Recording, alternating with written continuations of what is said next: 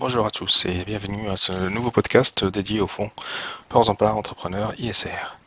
Le fonds Ports en Part Entrepreneur ISR est un fonds de petites et moyennes valeurs européennes.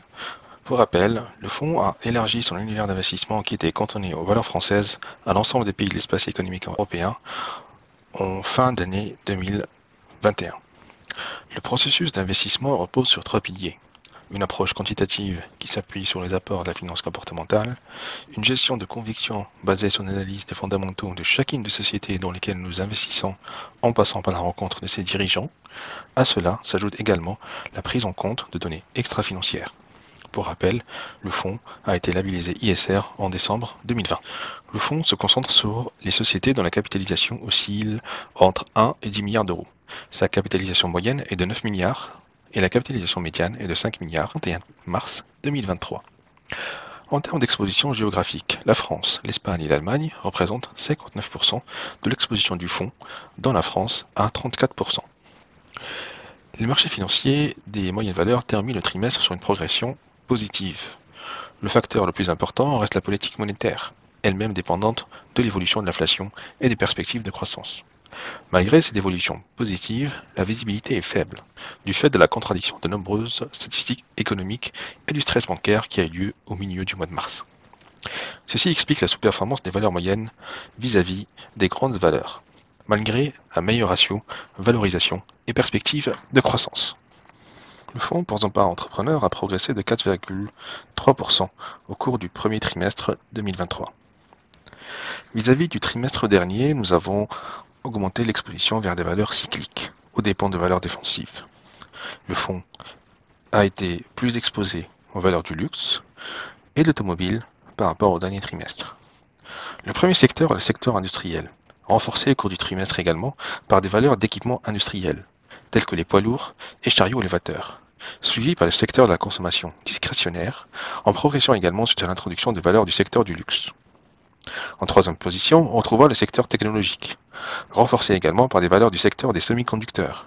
Et enfin, en quatrième position, le secteur bancaire qui est rétrograde en classement depuis le dernier trimestre suite à la sortie d'une valeur bancaire. Nous avons surperformé grâce à nos pondérations fortes sur la technologie, la consommation discrétionnaire, tandis que le secteur bancaire a une progression modérément positive suite à la crise bancaire qui a eu lieu aux États-Unis et en Europe. En contrepartie, le secteur pétrolier a sous-performé, perturbé par la Chine, qui entame à peine sa réouverture, et certaines craintes sur la croissance américaine. En termes de valeur, le fonds a bénéficié de la bonne progression de Soprasteria. Le cours de l'action a atteint un record absolu, suite à la publication des résultats trimestriels en forte croissance. En outre, la dynamique d'acquisition a été soutenue par une autre cible ce trimestre, Ordina, une ESN belge.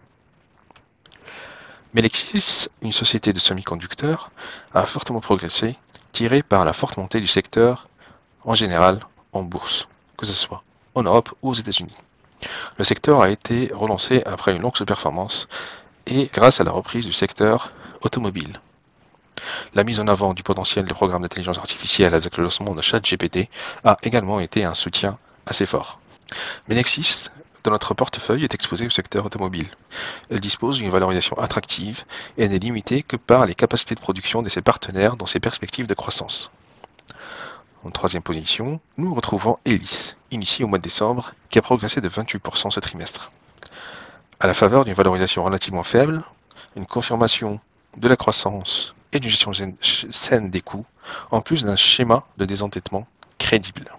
En contrepartie, les pires contributeurs ont sous-performé à cause d'éléments exogènes. Grifols, malgré la confirmation de la reprise dans son activité principale de collecte de sang et de fabrication de plasma, a sous-performé à cause de la démission du président de la société, Steven Mayer. OCI, le fabricant de fertilisants, a baissé de 22% ce trimestre, pénalisé par la chute des prix des fertilisants. En effet, les fertilisants russes et biélorusses continuent d'inonder le marché avec des prix décotés sur des marchés qui échappent aux sanctions occidentales.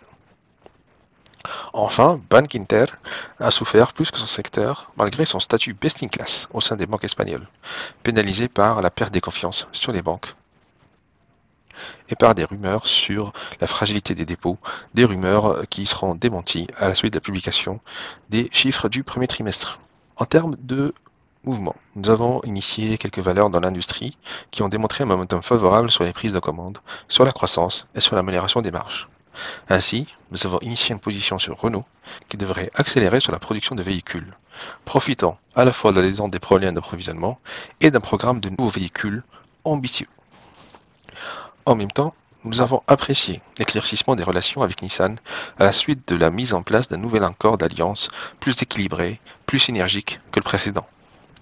Dans un secteur similaire ou proche, nous avons initié Iveco, le fabricant de poids lourds. La valorisation est très attractive et le carnet de commandes permet une visibilité au moins au premier semestre. Iveco et ses concurrents s'offrent même le luxe de refuser certaines commandes, par manque de capacité de production. Dans la même tendance de retournement, nous avons initié le fabricant de petits électroménagers Groupe SEB. La société devrait être portée en 2023 par plusieurs facteurs. La réouverture du marché chinois, qui via sa filiale support cotée dans les marchés chinois, pèse le plus en termes de valorisation, auquel on peut rajouter la reprise du segment professionnel et enfin une détente sur l'inflation des coûts des matières premières ou des coûts de transport. En contrepartie, nous avons réduit notre forte pondération dans le secteur bancaire à travers la sortie de la banque autrichienne BAWAG Group.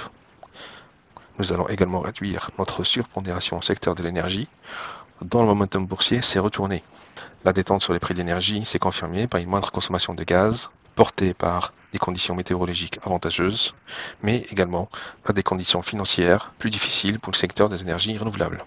Ainsi, Galp, Neoen, Acciona Energia vont sortir du portefeuille. Par ailleurs, dans l'optique de réduire notre prix défensif, nous sommes également sortis de Jerónimo Martins, le distributeur alimentaire. En conclusion, il y a plusieurs facteurs qui limitent la visibilité sur l'évolution des marchés et de la macroéconomie d'ici la fin de l'année. D'un autre côté, nous notons plusieurs facteurs de soutien. En premier lieu, une valorisation très attractive pour le marché des petites et moyennes valeurs, des perspectives de croissance portées par un rebond post-confinement, que ce soit dans le secteur automobile ou plus spécifiquement sur le marché chinois, et un rebond de l'économie attendu et une récession qu'on a réussi à éviter pour cette année.